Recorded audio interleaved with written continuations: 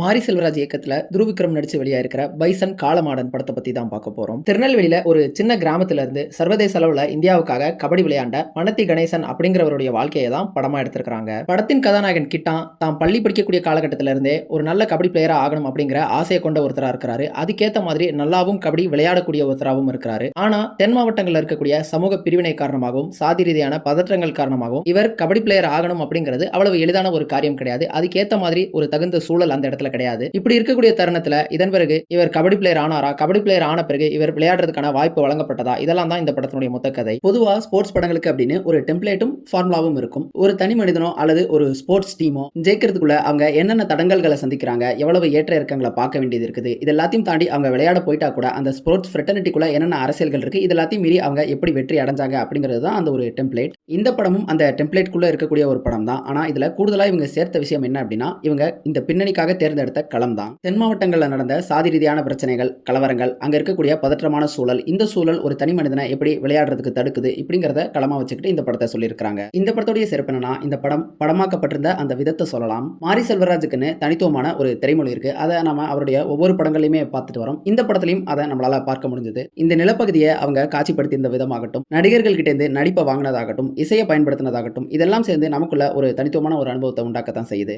ஆனா இந்த படத்துல கபடி விளையாடக்கூடிய அந்த காட்சிகளை எனக்கு ஒரு சில விமர்சனங்கள் இருக்கு. அது என்ன அப்படிங்கறத பின்னாடி பார்ப்போம். படத்துடைய முதல் பாதியை பொறுத்தளவுக்கு இந்த படத்தினுடைய களத்தை அறிமுகப்படுத்துறதோட இந்த படத்துல வரக்கூடிய முக்கியமான கதாபாத்திரங்களையும் அறிமுகப்படுத்துறாங்க. பொதுவா இந்த மாதிரியான வாழ்வியலை ஒட்டி எடுக்கக்கூடிய படங்கள்ல இந்த களத்தை அறிமுகப்படுத்துறதுக்குன்னு ஒரு நேரம் எடுத்துக்குவாங்க. ஆனா இந்த படத்துல ஃபர்ஸ்ட் ஆஃப் முழுக்கவே அந்த நேரத்தை எடுத்துக்கிறாங்க அப்படின்னு தான் சொல்லணும். படத்துடைய கதாநாயகன் கிட்டானுக்கு என்னென்ன பிரச்சனைகள் இருக்கு, அவன் கபடி பிளேயரா ஆகுறதுல இருந்து எதெல்லாம் அவனுக்கு தடங்கல்களா இருக்கு அப்படிங்கறத ஃபர்ஸ்ட் ஆஃப்ல அவனுடைய பயணமா சொல்லிக்கிட்டே வர்றாங்க. அங்க இருக்கக்கூடிய ரெண்டு பெரும்பான்மை சமூகங்களை ரெப்ரசென்ட் பண்ணக்கூடிய தலைவர்களா கந்தசாமி மற்றும் பாண்டியராஜா அப்படிங்கிற ரெண்டு கதாபாத்திரங்களை காமிக்கிறாங்க.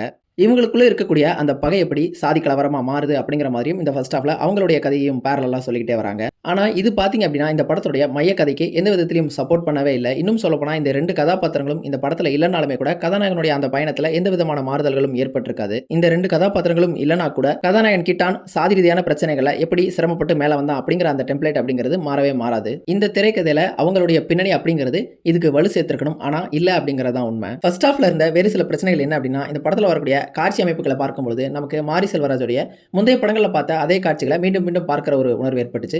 உதாரணமாக ஒரு காட்சியை சொல்லணும் அப்படின்னா, இந்த படத்தில் பஸ்ஸுக்குள்ள நடக்கிற மாதிரியான ஒரு காட்சி ஒன்று இருக்கும்.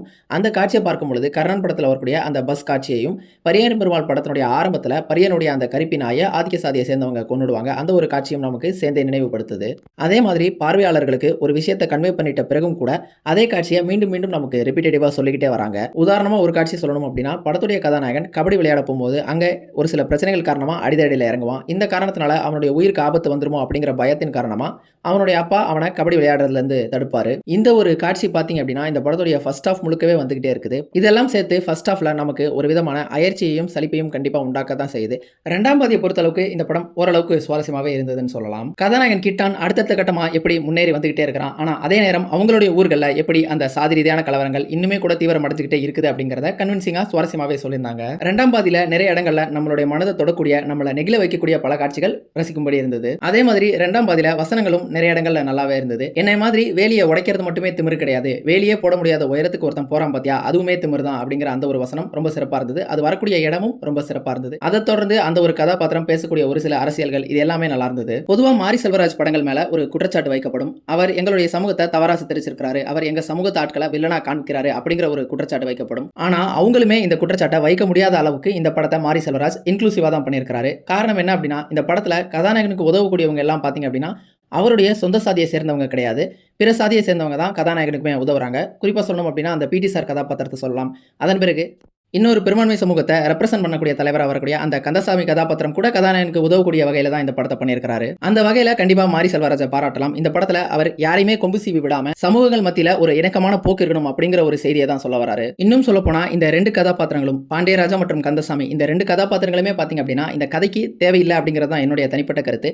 ஆனா இவங்க என்ன தேவையை பூர்த்தி பண்றாங்க அப்படின்னா இந்த ஒரு செய்தியை சொல்றதுக்காக மட்டும்தான் இந்த ரெண்டு கதாபாத்திரங்களும் இந்த படத்துக்குள்ள இருக்க மாதிரி எனக்கு தோணுச்சு. கதாபாத்திரங்களை பொறுத்தளவுக்கு கிட்டான் அப்படிங்கிற கதாபாத்திரத்துல துருவ் விக்ரம் ஒரு கன்வின்சிங்கான பெர்ஃபார்மன்ஸை கொடுத்திருக்காரு. ஆனா கதாநாயகன் ஏன் எப்பயுமே இறுக்கமான முகத்தோடயே இருக்கிறார் அப்படிங்கிறது தெரியல. அவர் கபடியில வென்றாலும் தோற்றாலும் 2 நேரத்திலுமே பாத்தீங்க அப்படின்னா இறுக்கமான மூஞ்ச வச்சுட்டே இருக்கிறாரு. அடுத்ததா இந்த படத்துல நல்லா வடிவமைக்கப்பட்டிருந்த ஒரு கதாபாத்திரம் அப்படின்னா கதாநாயகனுடைய அப்பாவான பசுபதி கதாபாத்திரம் தான். தன்னுடைய மகனுக்கு இந்த கபடினால எந்தவித பாதிப்பும் ஏற்பட்டக்கூடாது அப்படிங்கிற ஒரு எச்சரிக்கை உணர்வோடு இருக்கக்கூடிய ஒரு அப்பா கதாபாத்திரத்தை நல்லாவும் வடிவமைச்சிருந்தாங்க. பசுபதியும் அந்த கதாபாத்திரத்தை நல்லாவே பெர்ஃபார்ம் பண்ணியிருந்தாரு. அடுத்ததா முன்னாடியே சொன்ன மாதிரி இந்த படத்திலேயே குழப்பமிக்க 2 கதாபாத்திரங்கள் அப்படின்னா லால் மற்றும் அமீர், இந்த 2 பேருடைய கதாபாத்திரங்கள் தான். அந்த கதாபாத்திரங்கள் உண்மையிலேயே யாரு, அவங்களுக்கு இடையில என்ன பிரச்சனை அப்படிங்கறதெல்லாம் இந்த திரைக்கதையில எங்கேயுமே விலாவரியா சொல்லப்படவே கிடையாது. விலாவரியா சொல்லணும் அப்படிங்கிறது கூட அவசியம் கிடையாது.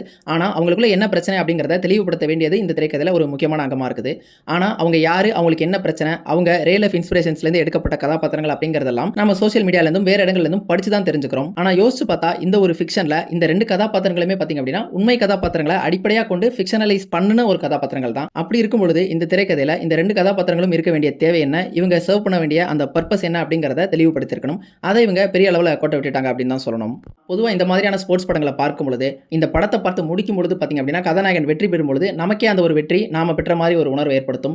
அதை இந்த படம் செய்ய தவறிடுச்சு அப்படின்னு தான் சொல்லணும். இதுக்கு முக்கியமான காரணம் என்னவா இருக்கும் அப்படின்னு யோசிச்சு பார்க்கும் பொழுது இந்த படத்துல ஸ்போர்ட்ஸ் கம்மியாகவும் பாலிடிக்ஸ் அதிகமாகவும் சொல்லப்பட்ட காரணத்தினால தான். பொதுவா மற்ற ஸ்போர்ட்ஸ் படங்களை பார்க்கும் பொழுது அதுல என்னதான் எக்ஸ்டர்னல் பிரச்சனைகள் இருந்தாலுமே கூட மைய கதை அப்படிங்கிறது அந்த ஸ்போர்ட்ஸ் பிரச்சனையா மட்டும் தான் இருக்கும். அவங்க எப்படி பலம் வாய்ந்த ஒரு அணியை வீழ்த்த போறாங்க அப்படிங்கிற மாதிரி தான் அந்த கான்ஃபிளிக்ட் அப்படிங்கிறது இருக்கும். இதுல அந்த மாதிரியான கான்ஃபிளிக்ஸ் எதுவுமே கிடையாது.